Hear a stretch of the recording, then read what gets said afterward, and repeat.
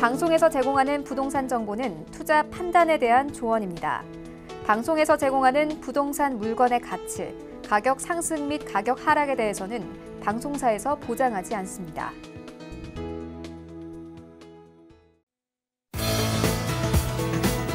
안녕하세요. 재테크 매거진 부동산이 답이다 진행의 강주리입니다. 태풍이 지나가자마자 또 2개의 태풍이 오고 있다고 합니다. 여러분들 각별히 조심하시기 바라고요. 또 집에서 저희 재테크 매거진과 함께하는 거 잊지 마시기 바라겠습니다. 방송 보시다가 궁금하신 점이 있으시다면 02-3153-2594번으로 많이 연락 주시기 바라겠습니다. 저희는 부동산 이슈 바로 만나보겠습니다. 첫 번째 커버 스토리입니다. 정부가 부동산 시장 안정을 위해 종합부동산세와 양도소득세 등 부동산 세제를 지속적으로 보완하는 방안을 추진한다고 밝혔습니다. 현재 우리나라의 부동산 보유세 부담이 외국보다 낮다는 점을 고려할 때 과세 형평성을 위해 부동산 세제를 한층 강화할 것으로 전망되고 있습니다. 다음 소식입니다. 1인 가구가 늘어나고 비대면 트렌드가 확산하면서 공유주거에서 답을 찾는 청년 세대가 늘어나고 있는 것으로 나타났습니다. 공용주거는 한정된 예산에 넓은 거주 공간을 확보하고자 하는 세대의 니즈를 충족시키면서 향후에도 각광받을 것으로 예상되고 있습니다. 마지막입니다. 개정 임대차 보호법 시행 이후 서울과 경기 등 수도권에서 전월세 계약이 급격히 줄어든 것으로 나타났습니다. 전세를 월세로 돌리거나 보증금 인상분을 월세로 받는 사례가 늘어나면서 순수 전세는 줄어드는 대신 반전세가 증가했다는 소식입니다.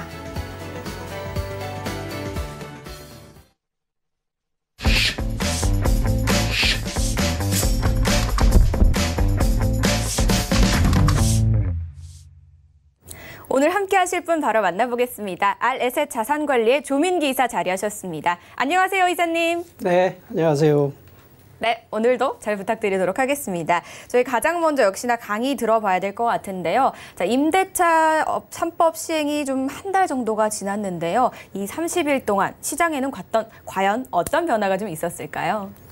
네, 현재 정부에서 여러 가지 정부 대책들을 많이 발표를 해서 자, 지금부터 이제 시행되는 내용들에 대한 거를 좀 어느 정도는 이제 반론이라든가 검증이 돼가고 있는 과정인데 그 중에 하나가 바로 이 7월 30날 이 부동산 임대차 3법 바로 이게 통과가 됐습니다. 국회에서 통과가 되다 보니까 자, 예상했던 대로 전세에 대한 대란이 일어나고 있다라는 이제 측면으로 좀 하나를 보고 있는데 자, 먼저 임대차 3법. 자, 근데 이게 임대차 3법이 현재 다 3법이 통과가 되는 것은 아니고요. 지금 전월세 신고하는 건 이제 내년도에 이제 시행이 되는 부분이고, 현재는 상한제하고 계약갱신 청구권만 되는데, 자, 여기서 좀 특별한 부분 하나가 바로 이 계약갱신 청구권에서 이 2년을 현재 전세기간으로 했던 거를 지금 현재는 4년을 보장을 하는 이런 기준으로 돼서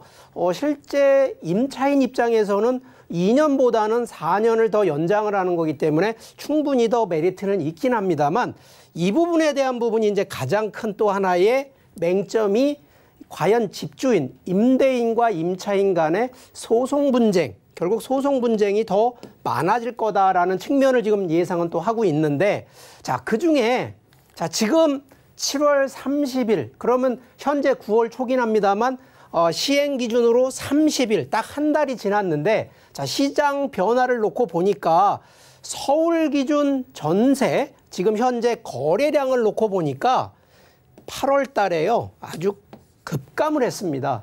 자, 실제 이게 또 해당 지역, 서울 송파라든가 양천구 같은 경우에도요, 지금 거의 80%가 이 전세 매물 감소가 기존에 100%였다 그러면 80%가 감소가 되고 실제 성남 분당이나 광명시까지도 그 여파가 지금 따라가고 있는데 자, 그 여파를 조금 놓고 보니까 실제 이제 전세 물건하고요.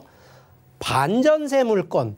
자, 우리가 보통 반전세 그러면은요, 이 과거에는 좀 없던 용어입니다. 이게 정식 명칭은 보증부 월세 방식이라고 하는 방법인데 자, 보증금은 넣더라도 월세를 좀 끼고 있는 타입인데 자, 이 부분은 왜 그러냐면 전세로 해놓고 4년을 계속 임대를 놓기에는 임대인, 그러니까 집주인 입장에서는 상당히 좀 부담이 되는 기준이다 보니까 결론적으로 지금 또 아파트 같은 경우에는 정부에서 임대사업자 퇴출을 지금, 그러니까 임대사업자 갖고 있는 분들을 전부 이 폐업 신고를 해서 임대사업자 퇴출을 또 요구를 하고 있다 보니까 자, 결론적으로 임대사업을 해도 되는 부분을 임대사업을 못하게 하는 부분으로 바뀌다 보니까 결론적으로 전세에 대한 부분이 이제는 반전세나 월세로 전환이 되고 있는 시기다라는 점. 두 번째는 이 지금 현재 주택임대차 보호법에 대해서 이제 정부, 이 기획재정부가 Q&A라 그래서 이 각종 여러 가지 예상되는 문제점들을 이렇게 뭐 실제 이 부분은 이제 인터넷에서 보시면 나오겠습니다만 실제 이렇게 계약갱신 청구권 행사, 예를 들어 2년을 전세를 해놨는데 자, 앞으로는 4년이니까 그럼 지금 나는 안 나가고 계속 있겠다라고 했을 때 이런 부분들이 또 이제 분쟁의 소지가 또 되는 거고 거기에 지금 얘기했던 전세에 있다가 반전세나 월세로 전환이 될 경우에도 자, 이런 부분들 지금 요번 10월 달부터 하나 또 이제 이 적용되는 게 하나가 뭐냐면 이 전월세 법정 전환율이라고 그래서요. 실제는 전세를 지금 뭐 예를 들어 10억이 지금 전세인데 이 부분을 과연 반전세로 가게 되면 몇 프로, 월세는 얼마 받고 보증금 얼마 받겠느냐라는 이 부분을 10억 단위로 가면 그대로 10억 단위로 가야 되는데 이거를 어떤 경우에는 더 높이는 경우가 있고 어떤 경우에는 더 낮추는 경우가 있는데 아시겠지만 임대인 입장에서는 낮추는 경우는 절대 안 하거든요.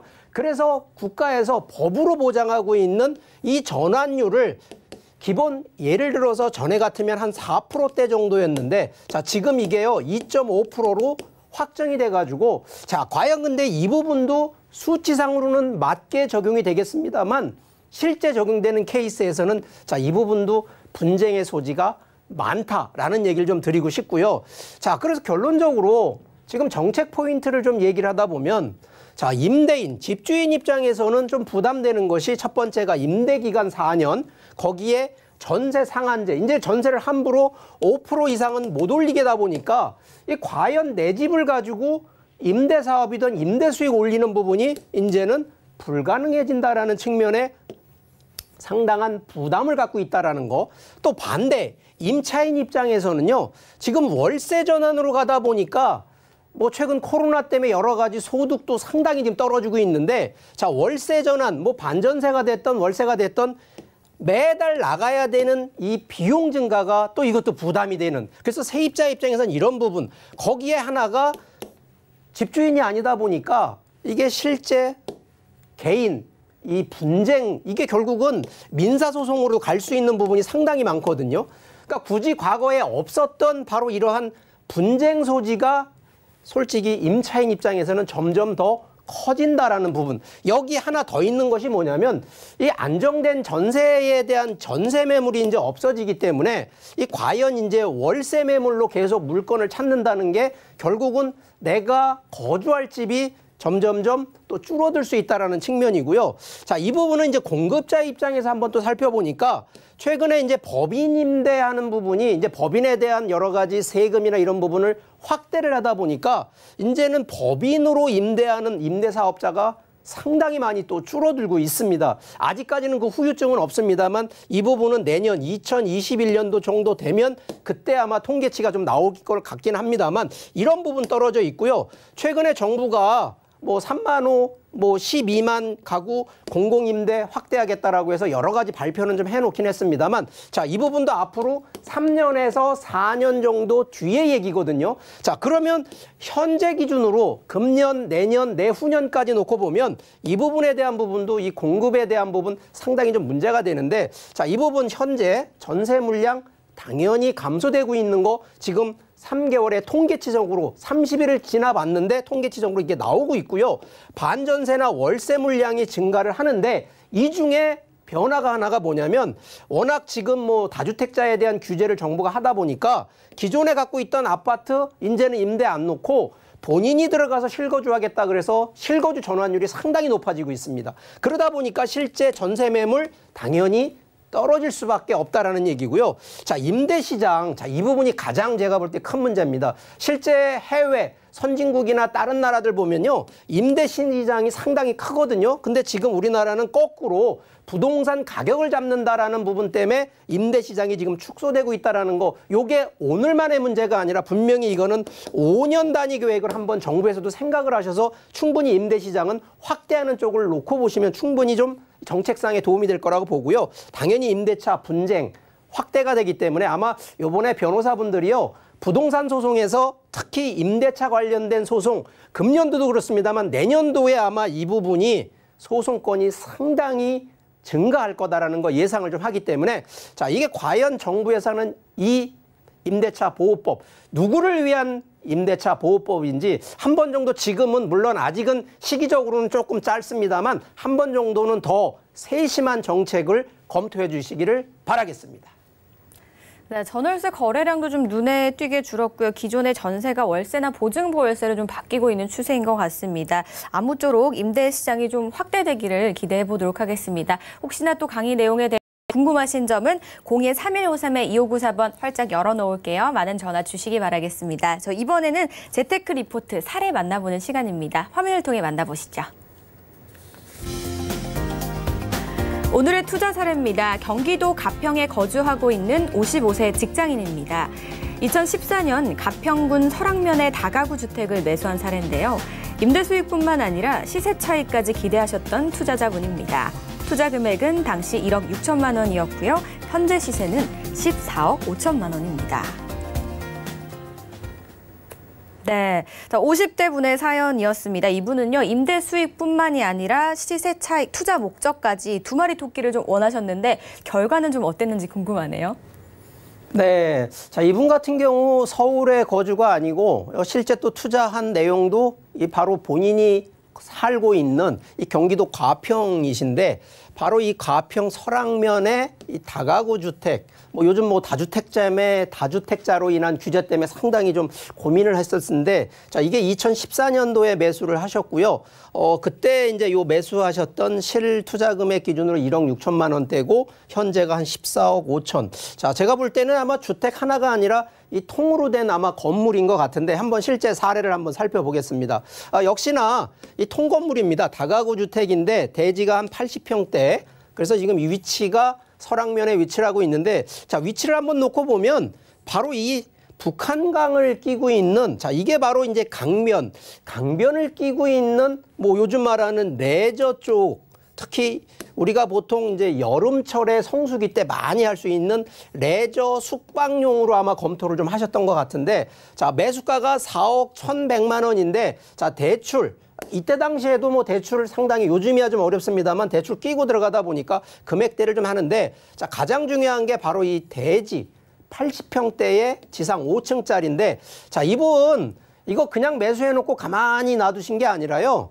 이분 이거 1년 후에 바로 리모델링 한 1억 4,600만 원을 더 들여서 현재 기준으로 어떻게 활용을 했는지 바로 그 내용 한번 또 살펴보게 되면 바로 이 부분. 자, 기존에 이거 지었고 이걸 보유하셨던 분 입장에서는 분명히 여기가 북한강을 끼고 있고 레저 시설이 있는 곳이기 때문에 충분히 장기 아니면 단기로 임대 놓으면 임대 수익 괜찮겠다. 아마 이 부분도 있었고 또 하나는 어차피 다가구 주택이다 보니까 하나하나 호실별로 분양을 한번 또 계획을 했었다라는 부분인데 자, 결국은 실패하셨습니다. 결론은 급매물로 나온 거를 자, 이 가평에 계신 이분이 자, 이 상황을 놓고 똑같은 절차를 안 밟고요. 이분은 바로 이거를 리모델링을 했습니다. 자, 일단은 급매물인데 저가로 매수를 했고요.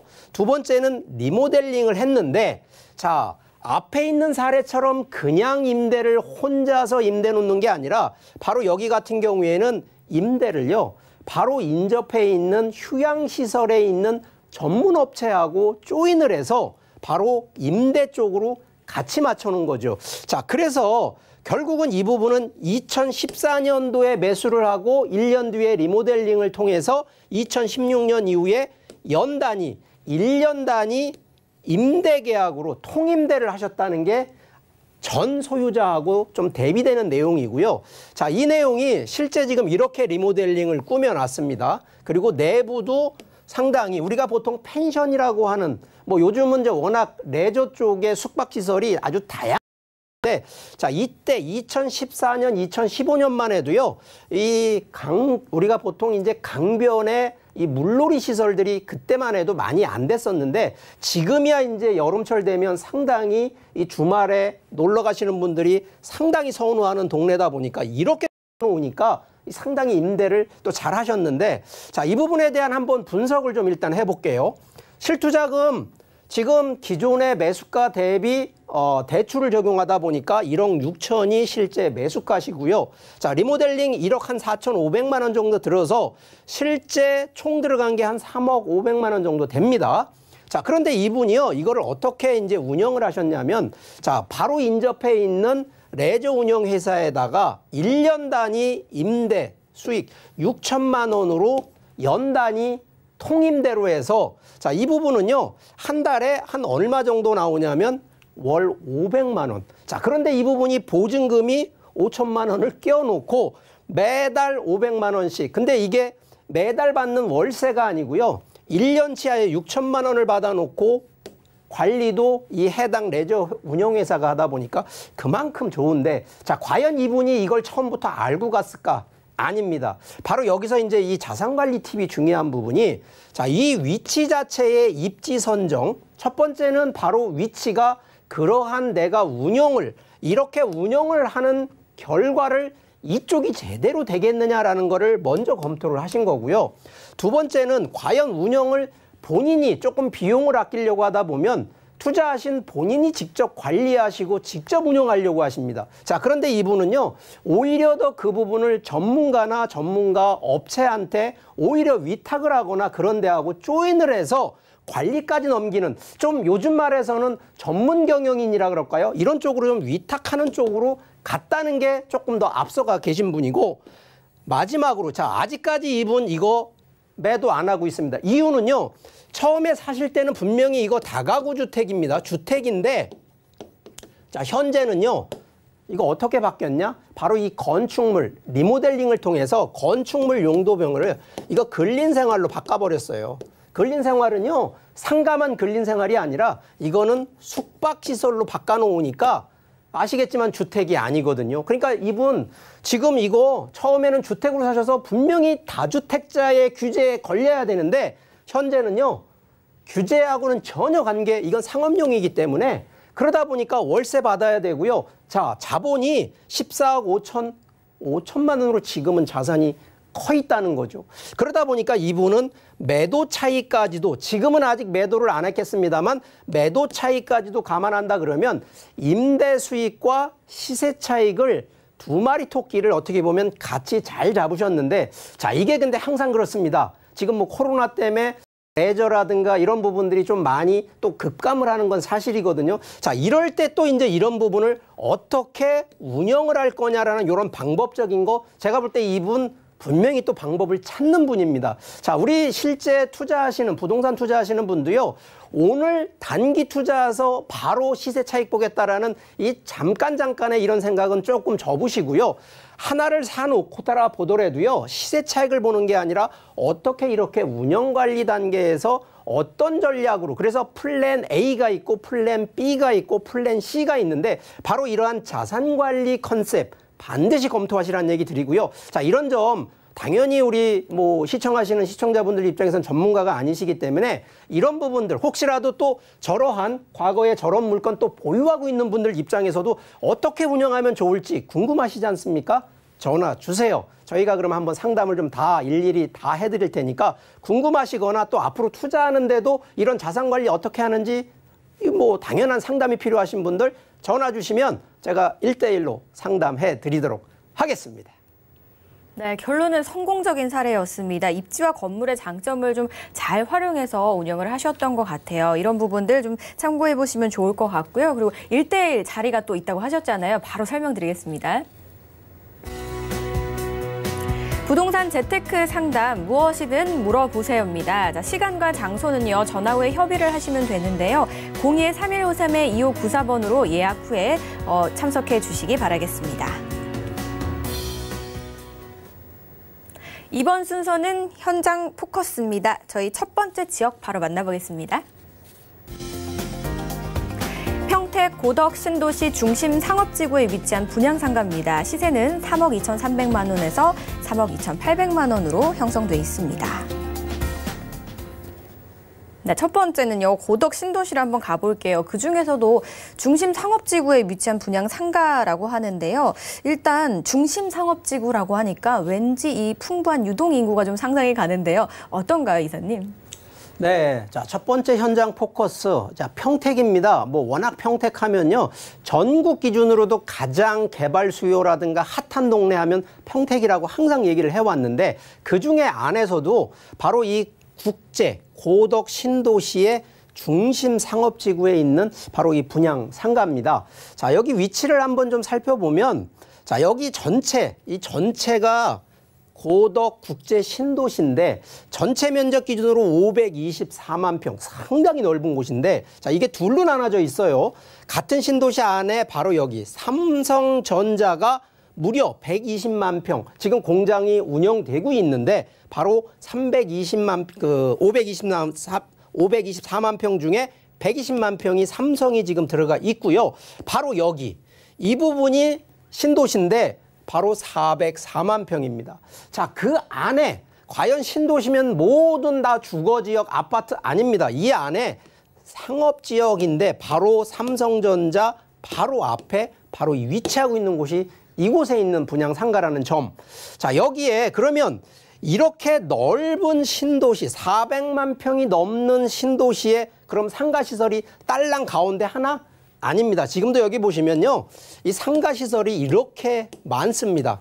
자, 그 중에 이렇게 중심과 변두리에 있는 것이 아니라 바로 센터에, 그러다 보면 여기 삼성전자 있는 정문 쪽에 바로 전면에 위치를 하다 보니까, 자, 이쪽에 위락시설, 호텔 대부분이 다 이쪽에 모여 있다 보니까 그만큼 중심 상권이고 이 고덕 신도시의 핵심 바로 이 부분이다라는 점을 거꾸로 역설적으로 설명을 좀 드리면서, 자, 아시겠지만 일단 삼성전자 들어가면 그만큼 인구가 많아지는데, 그러면 여기는요 365일 상권, 24시간 상권이라는 점, 자, 이런 점을 놓고 보면 상가의 업종으로서는 그만큼 각광을 받을 수밖에 없는 위치라는 점을 첫 번째로 좀 뽑아 드리고요. 자, 이 두 번째가 우리가 항상 뭐 투자 그러면 어디를 따라가냐, 인구를 따라가나 뭐 아니면 도로, 철도를 따라가는데 그 중에 이제 하나 또 맥락이 바로 대기업을 따라가라는데, 지금 삼성전자가 평택에 130조 원을 투자를 하고 있는데 그 중에 지금 120만 평 안에 지금 1단지, 2단지 했는데 1단지는 이미 공장이 가동되고 있고요. 2단지는 지금 또 지어지고 있습니다. 자, 여기 44만 명의 고용 유발이 되면서 163조의 생산 효과. 자, 평택시가 안 좋아하겠습니까? 단순한 신도시 하나 만들어진다고 해서 좋아하는 게 아니라 그만큼 세금을 많이 거둘 수 있는 국내 굴지의 대기업이 들어와서 생산이 들어가는데, 자, 단순한 세금 문제가 아니라 바로 인구가 증가되기 때문에 그만큼 생산 가능 효과가 높아지는 바로 두 번째 포커스가 되겠고요. 자, 세 번째는, 자, 그렇다 보니까 여기 신도시의 교통이나 이런 부분이 불편하면 안 됩니다. 그러다 보니까 바로 현재 SRT라고 해서 이게 지금 KTX입니다. 바로 수서에서 내려가는 KTX. 이거 이미 개통이 돼서 여기 지금 다니고 있는데 바로 이 부분, 바로 삼성의 역할을 여기서 좀 해주고 있고요. 바로 뒤쪽으로 수원발 또 KTX, 서해안 복선전철, 도시순환 버스, BRT라고 해서 내부 순환까지 하는 교통까지도 완벽하게 맞춰져 있는, 그러니까 단순한 신도시에서 만들어지는 것보다는 좀 더 계획적인 국제 신도시라는 부분으로 설명이 좀 되겠고요. 자, 여기에 인구 얘기를 좀 드리면, 자, 현재 2020년 현재 기준으로 평택만 놓고 보면 50만 명이거든요. 자, 그런데 50만 명 기준으로 놓고 보면 실제는 인구만 놓고 보면 뭐 50만 명 많지 않다. 아닙니다. 인구만 놓고 보는 것이 아니라 바로 이 지금 표시되어 있는 이 부분들이 다 뭐냐면요.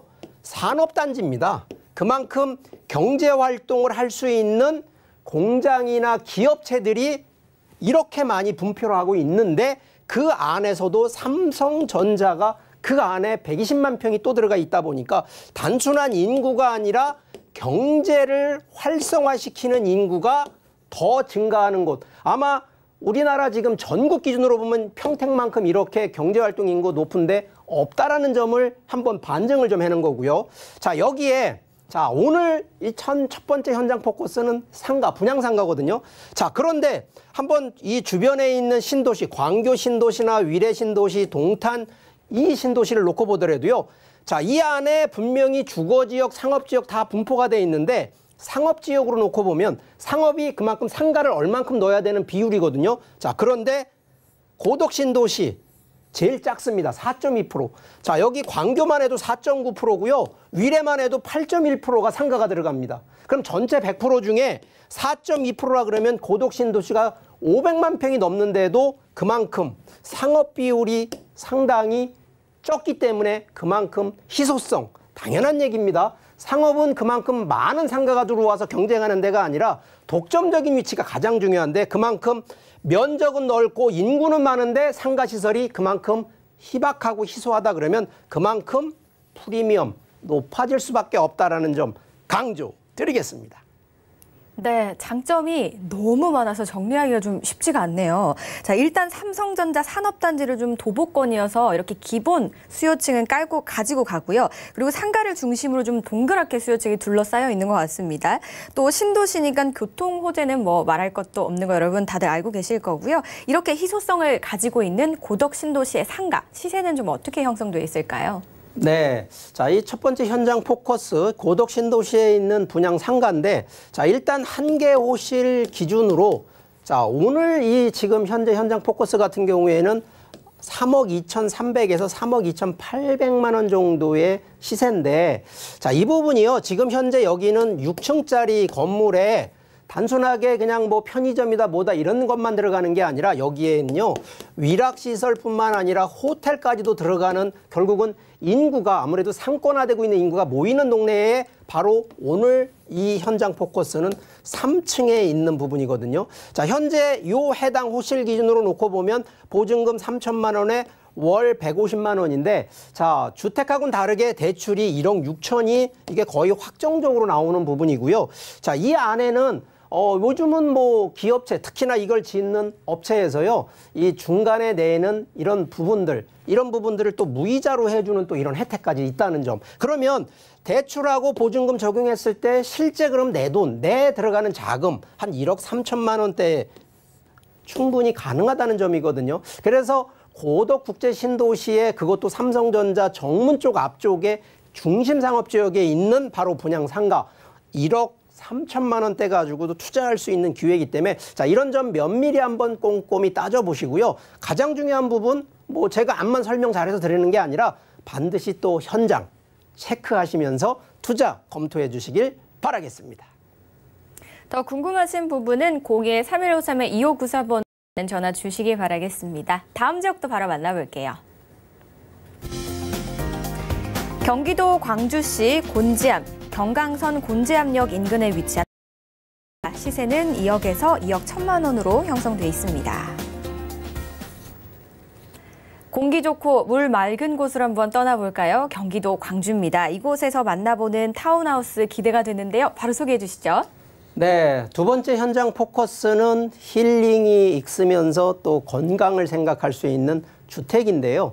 자, 이게 아무래도 뭐 좀 도심권보다는 좀 비도시권에 들어가다 보니까 실제 이 부분을 이제 어떤 분들은 이게 무슨 주택, 전원주택 아닌가라는 부분도 있는데 뭐 용어는 다양합니다. 현재는 타운하우스 쪽이고요. 자, 위치가 경강선 곤지암역 쪽에 이제 위치를 좀 하고 있어서 한번 지도를 좀 보면서 살펴봐 드리면, 자, 여기 경강선이라 그래서 판교에서 여주까지 가는 지하철입니다.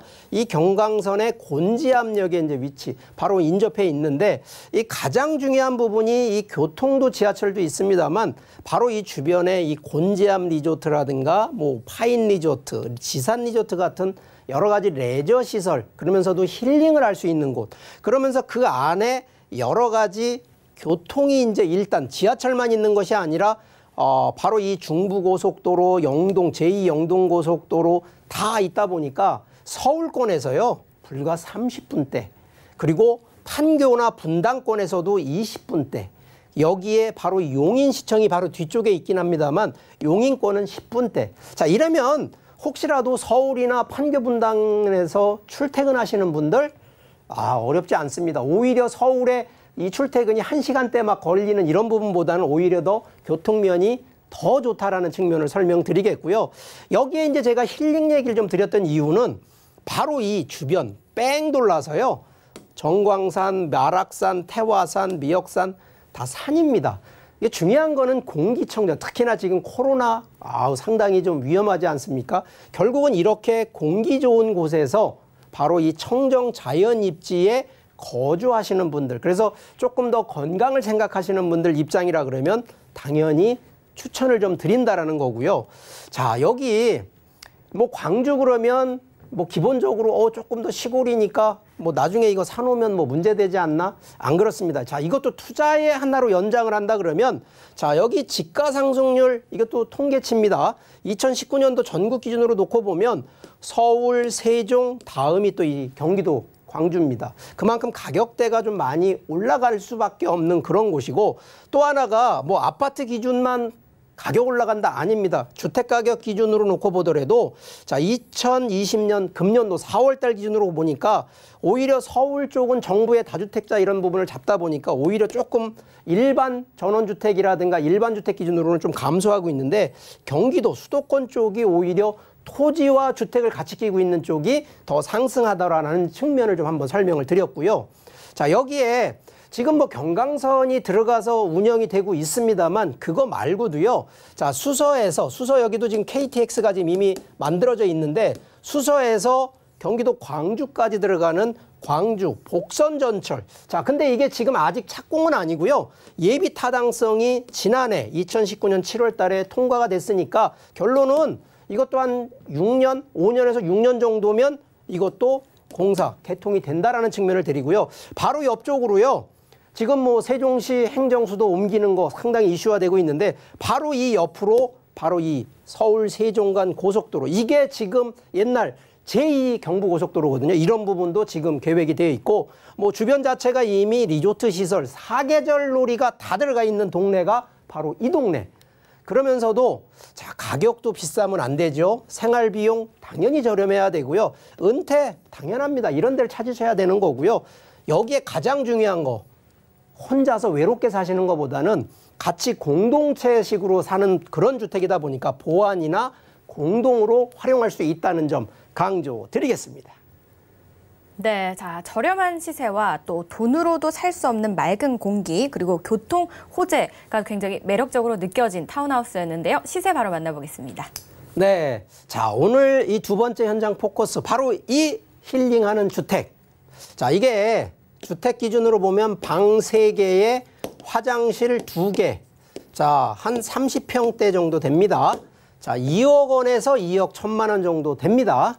현재 임대 놓을 수 있는데, 가능하시면 이거 실거주 쪽으로 들어가시는데, 그래도 혹시라도 전세를 하시거나 대출을 하신다 그러면 대략 한 50%대 정도는 가능하시기 때문에 2억 정도라 그러면 한 1억 정도 가지고도 충분히 들어가실 수가 있는데, 뭐 가능하시면 뭐 요즘 이 정도 금액 가지고는 문제되지 않고요. 제가 이거 추천드리는 또 하나 이유가 뭐냐면, 단순하게 주택이 방 3개, 화장실 2개만이어서 넓다 이 얘기만 드리는 게 아니라, 바로 항상 주택은요, 이 대지권이라는 게 있거든요. 토지 면적을 보셔야 되는데, 토지 면적이 29.5평입니다. 자, 주택이 거의 30평대인데 토지 면적이 29평대, 상당히 넓은, 그러면 결국은 경기도 광주 같은 경우는 토지 지가 상승을 예상한다 그러면 충분히 투자 가치로서도 유리하다는 점 강조하겠습니다.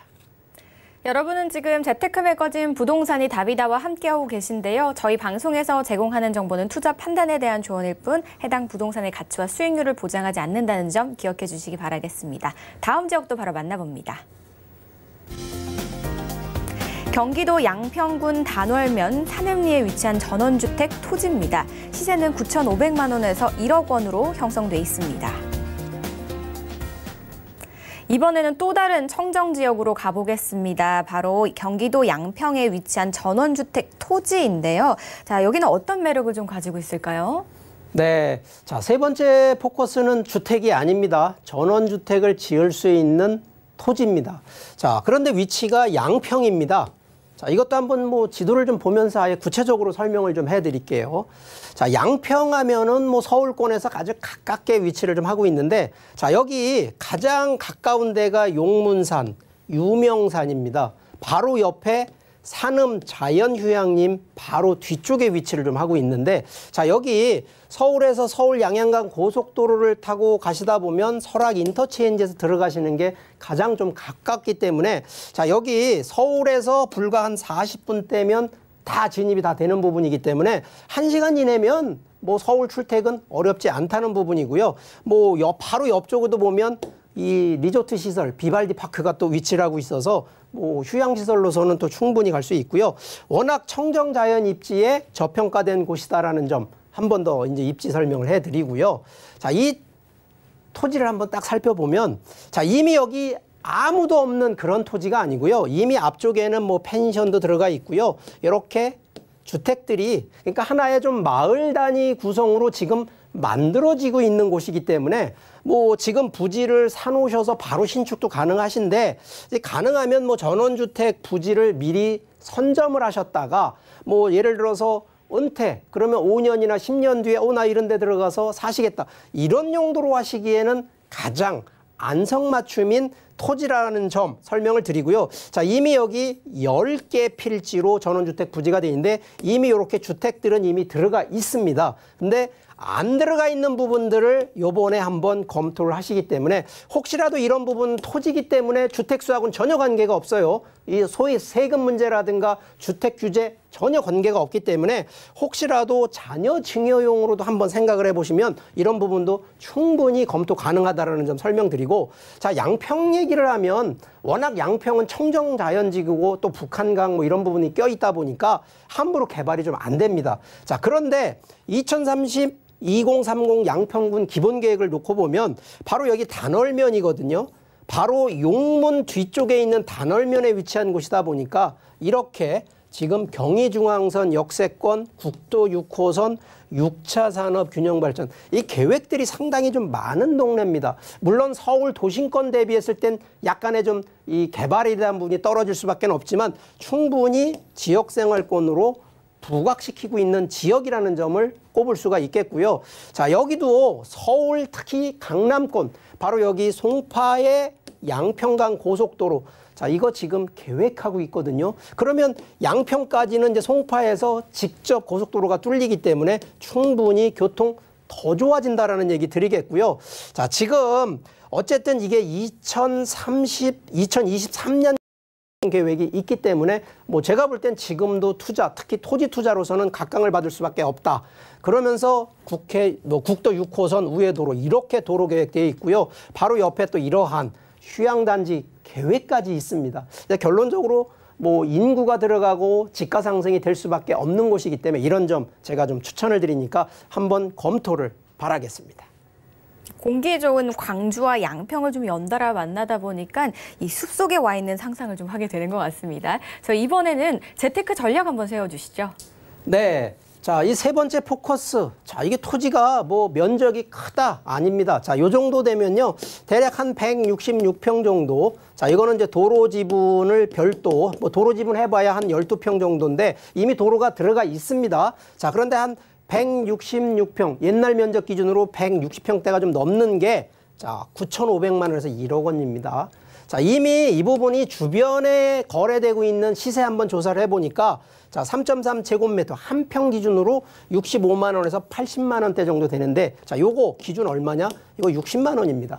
자, 그러면 뭐 조금 더 저렴하다라는 부분도 감안하시겠지만 아직까지는 충분히 투자해서 차익을 볼 수 있는 부분, 가장 중요한 건 미리 들어갔다가 향후 5년, 10년 뒤에 은퇴 후에 들어갈 분들은 제가 볼 때 미리 선점하는 이런 기회를 보시고요. 자, 이거 대출도 가능하시고요.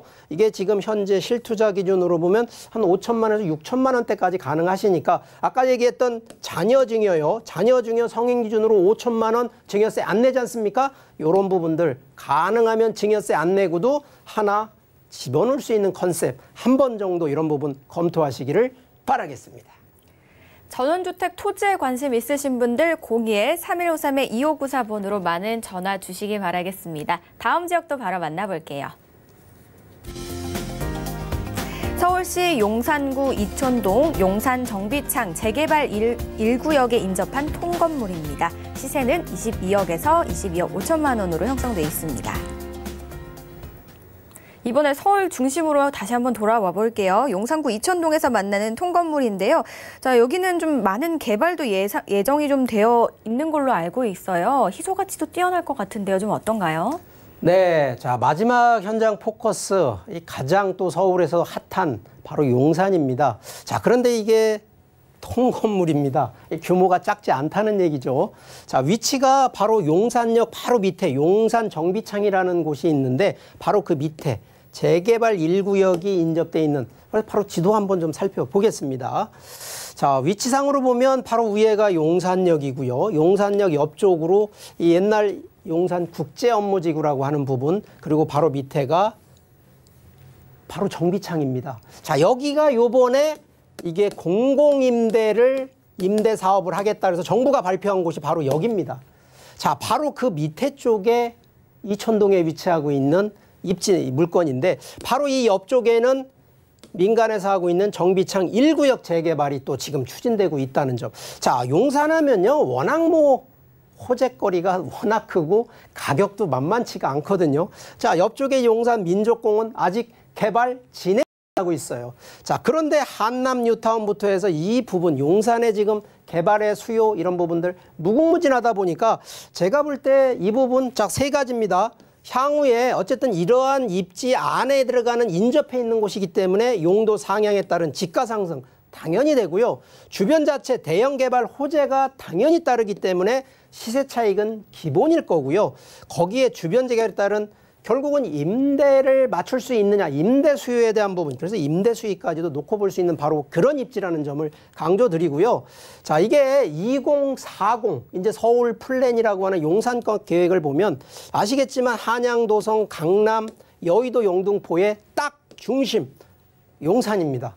바로 그만큼 핵심이 되는 용산 안에서도 용산역을 중심으로 정비창 부지, 실제 여기 용산 민족공원 개발, 뭐 한남동하고 이 해당 이촌동 이 개발 부지만 놓고 보면 상당한 미래 가치 있다라는 점을 강조드리는 거고요.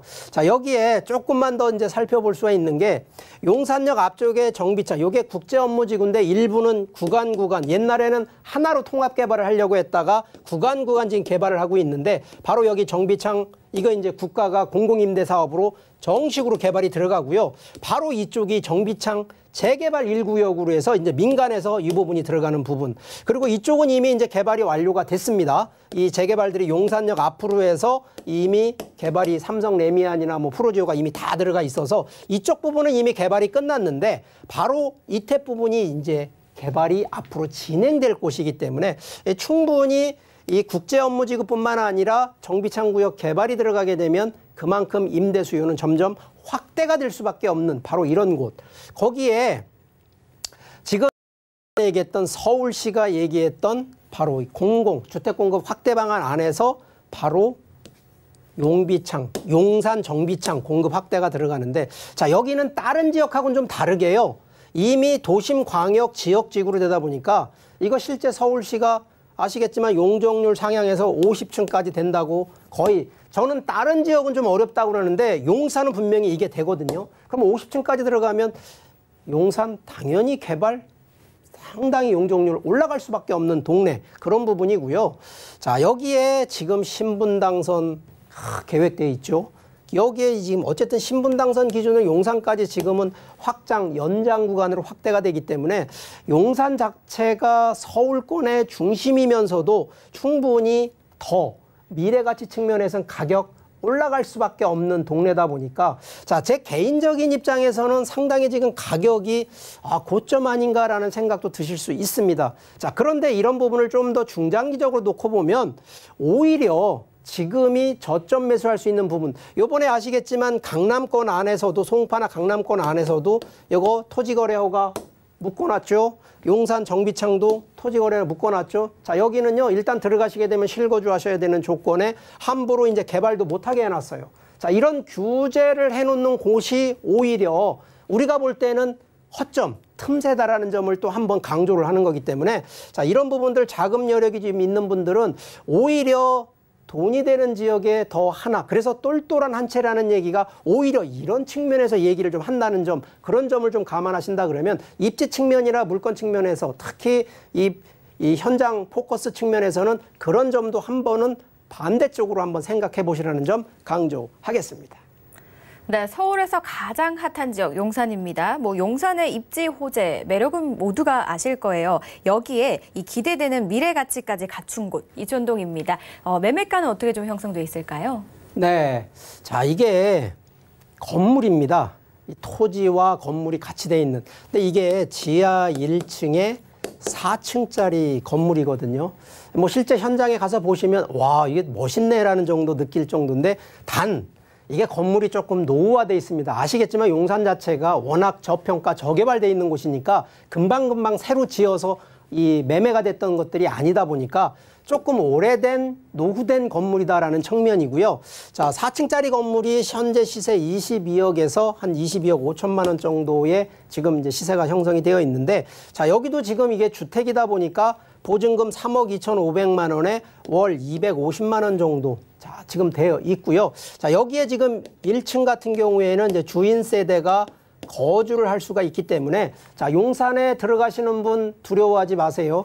직접 본인이 거주하시면 됩니다. 그렇기 때문에 문제되지는 않고요. 자, 대출 한 4억 정도 되니까 대출과 보증금 적용하신다 그러면 자금 한 14억대, 15억대 이게 자금이 좀 작으신 분 입장에서는 조금 문제가 좀 되겠습니다만 요즘 한 15억 정도 되시는 자금 가지고 용산에 최소 7년에서 10년 정도 주기를 본다 그러면 충분히 승산이 있는 그런 현장 포커스 물건이라는 점 강조드리니까 이런 점 그래서 용산이 앞으로 어떻게 더 바뀌어갈 수 있는 부분들 오늘 제가 이 한 얘기만 드리는 것만 보지 마시고요.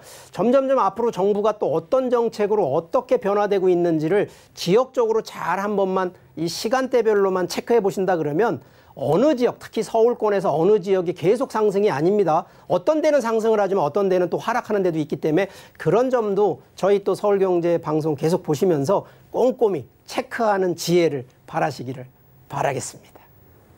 마지막으로 용산구 이촌동 만나보셨는데요. 이곳은 지금도 너무 훌륭하지만요. 앞으로 미래 가치가 더욱더 또 기대되는 그런 지역을 만나보셨습니다. 더 궁금하신 점은요. 02-3153-2594번 저희 전화 활짝 열어놓고 여러분 기다리고 있으니까요. 많이 연락 주시기 바라겠습니다. 오늘 좋은 말씀 주신 이사님 인사드리겠습니다. 고맙습니다. 저희 오늘 정말 다양한 지역 많이 만나보셨죠? 정리 안 되실 텐데요. 다시 한번 저희가 정리해드리도록 하겠습니다.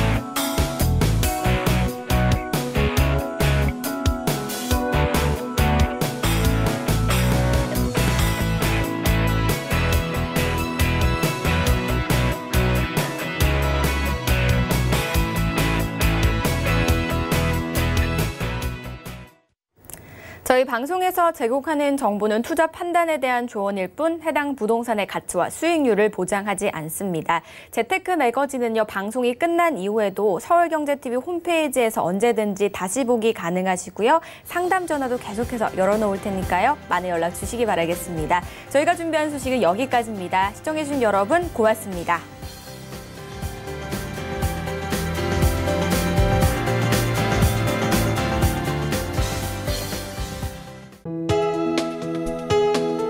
본 방송에서 제공하는 부동산 정보는 투자 판단에 대한 조언입니다. 방송에서 제공하는 부동산 물건의 가치, 가격 상승 및 가격 하락에 대해서는 방송사에서 보장하지 않습니다.